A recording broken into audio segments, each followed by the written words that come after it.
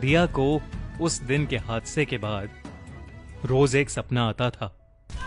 उस सपने में उसका भाई उसकी आंखों के सामने जलकर मर रहा होता था। जिस दिन का इंतजार दिया को हमेशा से था, वो दिन फाइनली आ गया था।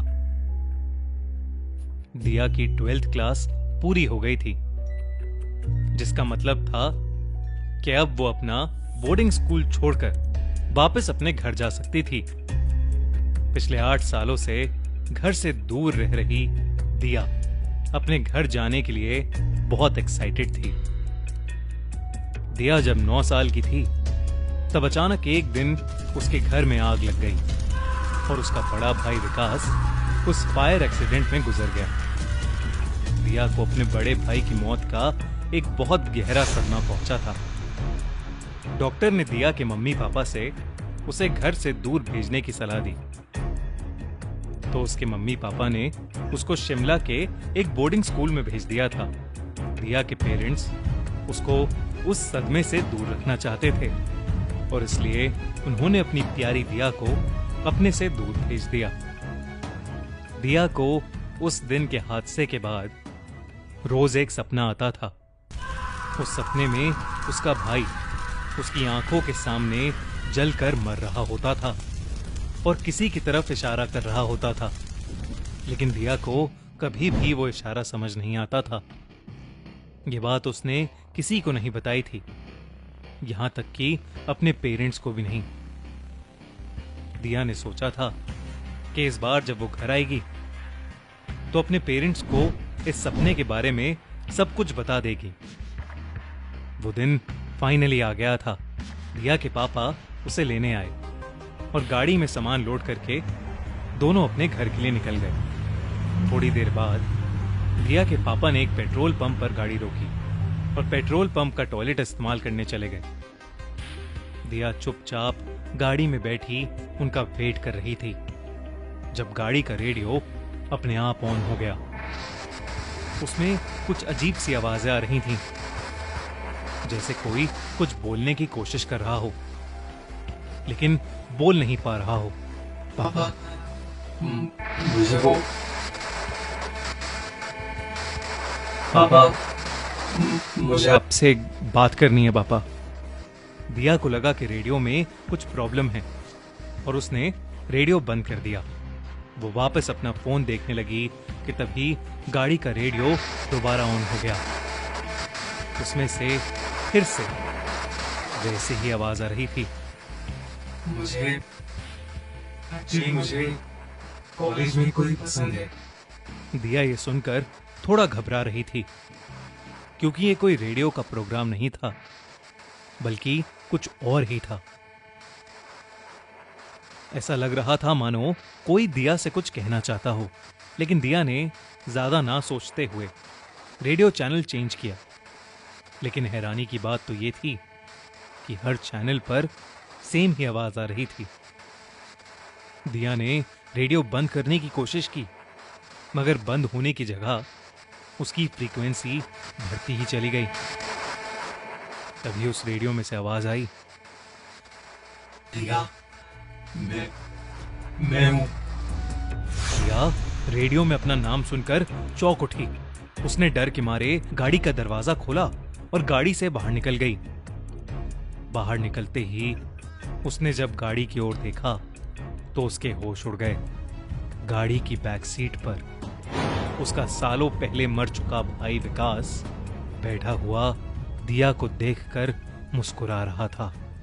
यह देखकर दिया बहुत घबरा गई, लेकिन तभी वहां दिया के पापा आ गए। उसके पापा के आते ही सब नॉर्मल हो गया। रेडियो बंद हो गया और उसका भाई भी बैक सीट से गायब हो गया। ऐसा लग रहा था कि मानो अभी कुछ हुआ ही नहीं था, लेकिन दिया को कुछ समझ नहीं आ रहा था कि उसके साथ अभी एक क्या हुआ था। दिया ने अपने पापा से कुछ नहीं बोला, बस वो पूरे रास्ते भर बार बार रेडियो को ऑन ऑफ करके देखे जा रही थी। कुछ घंटों में वो लोग अपने घर पहुंच गए और दिया अपने पुराने घर में अपनी मां को देख खुशी से चहक उठी। घर में सबसे मिलकर दिया फ्रेश होने अपने रूम में चली गई। वो नहा धोकर तैयार हो ही रही थी कि तभी उसे फिर से कुछ अजीब सी आवाजें आने लगीं। वो आवाजें उसके बगल वाले रूम से आ रही थीं, जो कि उसके भाई का रूम हुआ करता था। पर वो रूम जो सालों से लॉक था, आज उस पर ताला नहीं लगा हुआ था। दिया हिम्मत करके कमरे के अंदर घुसी। वो कमरा धूल मिट्टी से भरा हुआ था। वो आवाजें बेड के पास रखे रेडियो से आ रही थीं। पापा, नहीं, मम्मी, बचाओ, बचाओ मुझे, कोई बचाओ मुझे। दिया के रेडियो के पास जाते ही वो रेडियो बंद हो गया। रेडियो के पास रखी अपनी भाई की फोटो देखकर दिया इमोशनल हो गई और उस फोटो को सीने से लगा लिया। दिया को बार बार ऐसा लग रहा था कि जैसे उसका भाई उससे कुछ कहना चाहता है। तभी उस कमरे की अलमारी का दरवाजा अपने आप खुल गया। दिया अलमारी के पास गई तो अंदर एक डायरी रखी थी। दिया ने वो डायरी उठाई और उस कमरे से बाहर निकलने लगी। अचानक उसे किसी के रोने की आवाज आई। दिया का मरा हुआ भाई कमरे के कोने में बैठा रो रहा था। उसने मुंह उठाकर दिया की ओर देखा। दिया अपने भाई विकास को वहां देखकर बहुत ज्यादा डर गई और डर के मारे रोती हुई कमरे से भाग गई। उसने अपने कमरे में जाकर खुद को शांत किया और फिर अपने भाई की डायरी पढ़ने लगी। उस डायरी को पढ़ने के बाद दिया को बहुत बुरा धक्का लगा। दिया का भाई विकास मरने से पहले रोज एक डायरी में अपने बारे में लिखता था। उस डायरी में उसके 19 साल के भाई ने साफ साफ लिखा था उसके कॉलेज में एक लड़का था जो उसे पसंद था और वो दोनों आपस में प्यार करते थे। मगर जैसे ही दिया के पेरेंट्स को इस बारे में पता चला, उन्होंने उसके भाई को मेंटली और फिजिकली टॉर्चर करना शुरू कर दिया। डायरी में आखिरी बार विकास ने लिखा कि उसने डिसाइड कर लिया है कि वो अगले दिन घर से भाग जाएगा। ये सब पढ़कर दिया शॉक में आ गई।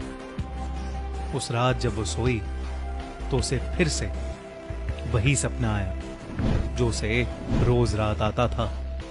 इस बार भी उसका भाई जलकर मर रहा था, लेकिन इस बार दिया को समझ आ गया कि वो जलते हुए किसकी तरफ इशारा कर रहा था। दिया के सपने में विकास जलता हुआ अपने मम्मी पापा की तरफ इशारा कर रहा था। दिया के सपने में उसके पापा के पास एक केरोसिन ऑयल का डब्बा था जो वो हाथ में लेकर खड़े थे। ये देखकर रिया के रोंगटे खड़े हो गए और वो अपनी नींद से जाग उठी। अगली सुबह उसने वो डायरी अपने एक रिश्तेदार को दे दिए जो कि एक पुलिस ऑफिसर थे।